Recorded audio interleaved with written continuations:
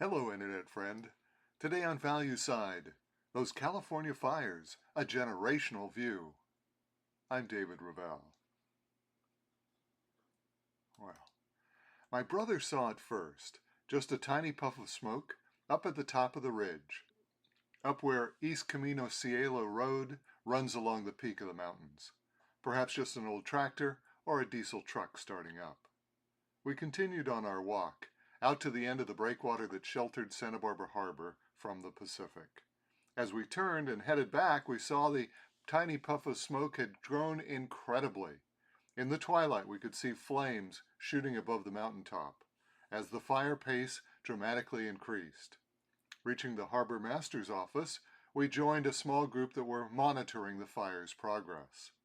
For the next several hours, we all stayed transfixed by the awesome power of nature in one of the most destructive modes. Driven by those Santa Ana winds, nothing would stand in the way of the flames.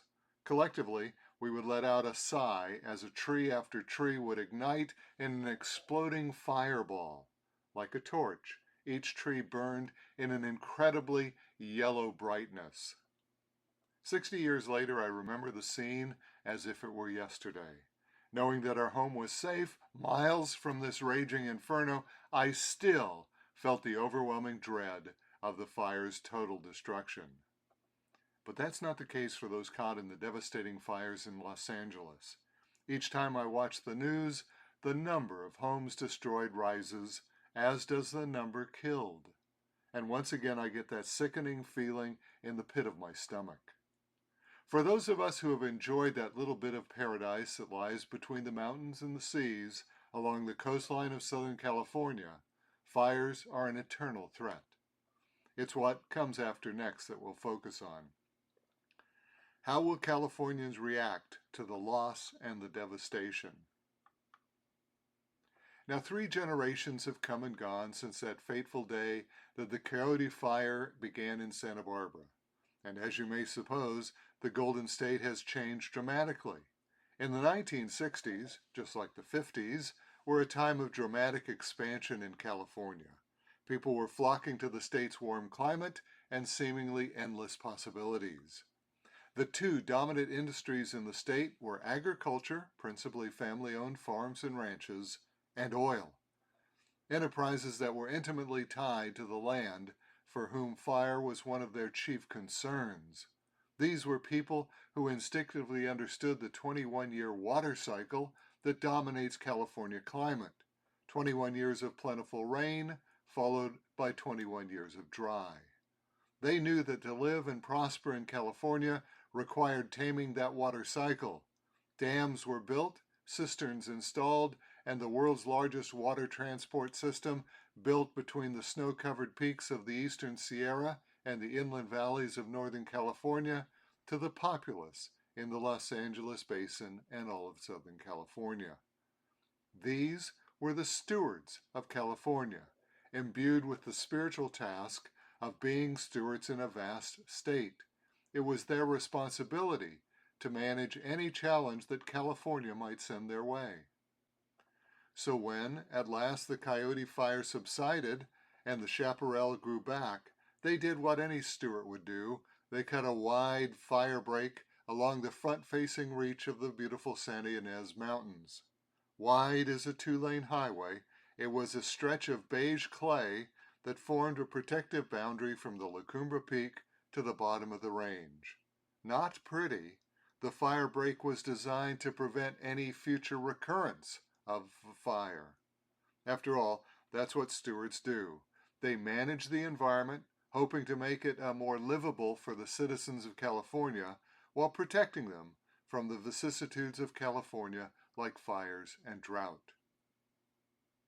The new California.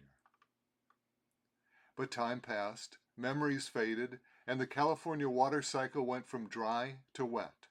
The fire break, that before had seemed to be our protector, now became a scar. Many of those who had moved to California were uncomfortable in viewing themselves as stewards of this wonderful land. In fact, they began to believe that mankind was the problem, not the solution. They pointed to smog, land and water pollution, urban blight, and the degradation of the environment as all the result of human activity.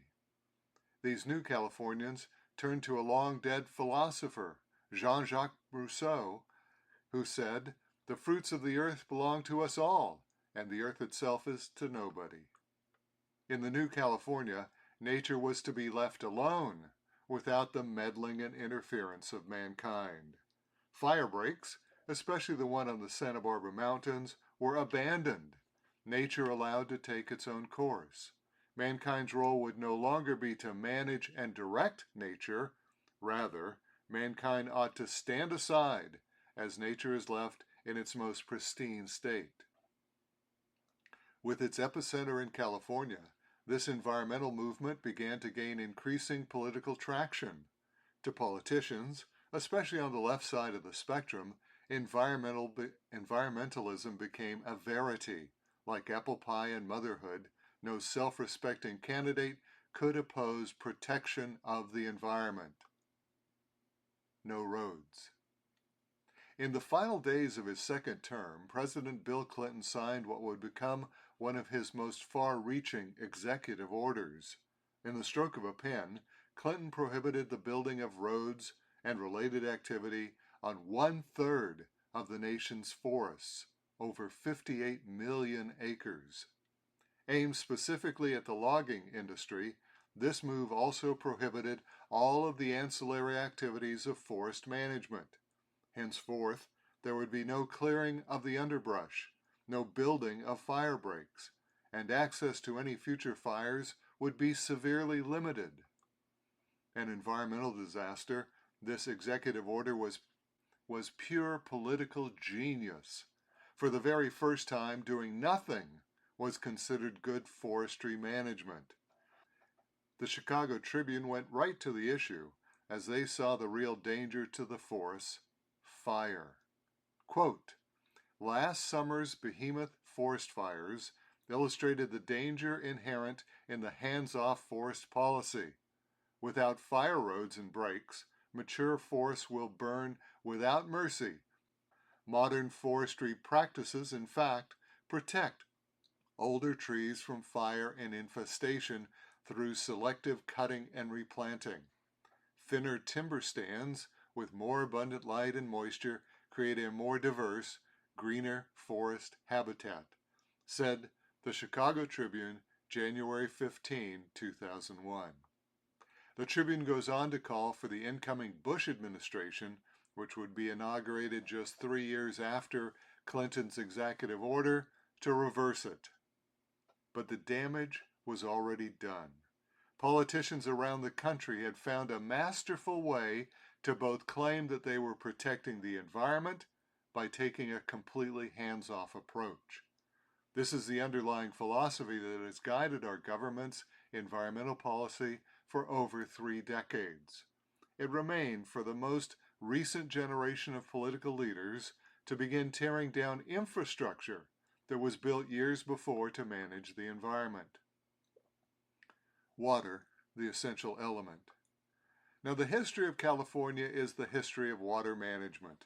By now, you've no doubt heard about Governor Newsom's effort to save the Delta smelt, a diminutive little fish that lives in the streams and estuaries of the Sacramento Delta.